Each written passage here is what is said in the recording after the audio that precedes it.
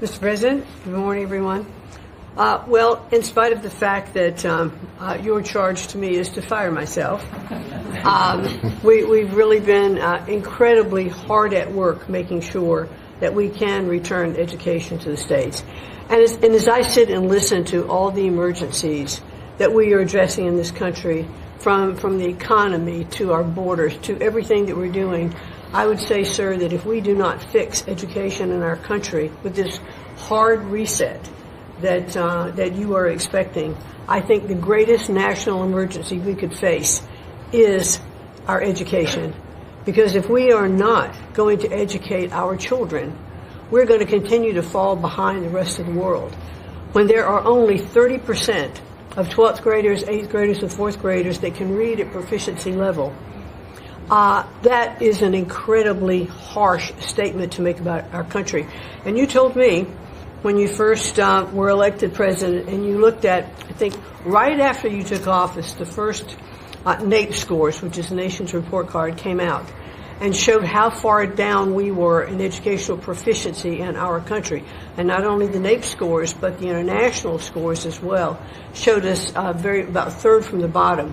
You told me you were not only embarrassed, but you were angry about this, and that we had to do something to change this in our country. And we took a hard look at it, and you absolutely said the bureaucracy of education in Washington is keeping its thumb on preventing growth, what we should have, because it's best handled at the state level. Letting states put their programs in place, and some states are going to do it a lot better than others. But it's not going to happen from Washington, D.C. And when I hear things like, well, with no disrespect to any other country in the world that have really great programs, Germany, Sweden, Norway, we hear about this all the time. Point of fact is, they're this big.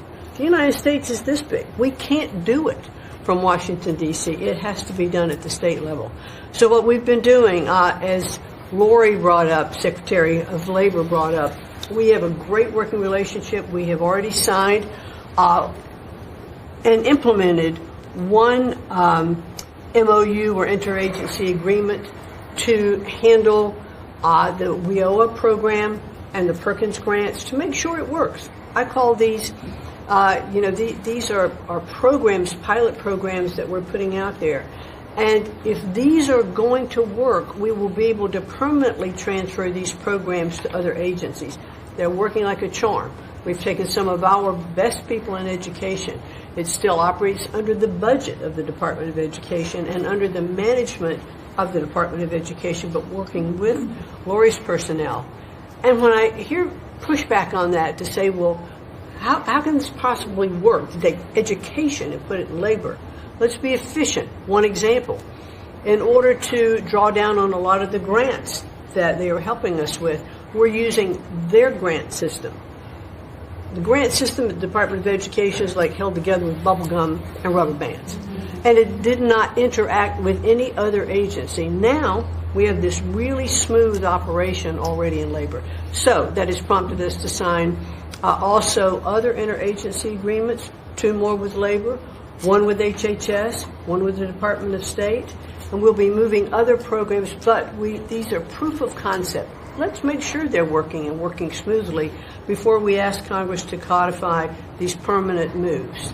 So that's kind of in the world of K through 12, what we're looking at right now, but in the world of higher education, as Attorney General Bondi mentioned, we've been working really very hard to make sure that we've got anti-Semitism and DEI out of our universities, and put some pretty stiff fines on, worked some good deals. I'm enjoying working with Harmeet, who is just an incredible negotiator.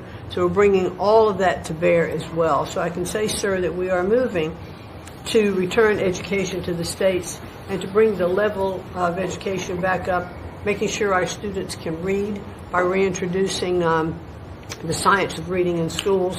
And going into next year, I can honestly say that we've got a lean, mean machine operating at the Department of Education.